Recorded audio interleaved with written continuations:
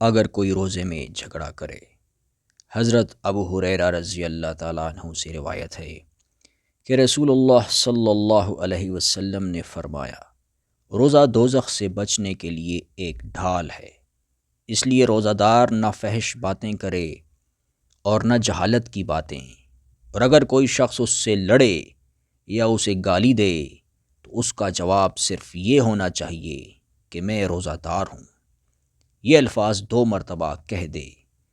اس ذات کی قسم جس کے ہاتھ میں میری جان ہے، روزہ دار کے منہ کی بو اللہ کے نزدیک کستوری کی خوشبو سے بھی زیادہ پسندیدہ اور پاکیزہ ہے۔ اللہ تعالیٰ فرماتا ہے، بندہ اپنا کھانا پینا اور اپنی شہوت میرے لیے چھوڑ دیتا ہے، روزہ میرے لیے ہے اور میں ہی اس کا بدلہ دوں گا، اور دوسری نیکیوں کا ثواب بھی اصل نیکی کے 10 گنا ہوتا ہے۔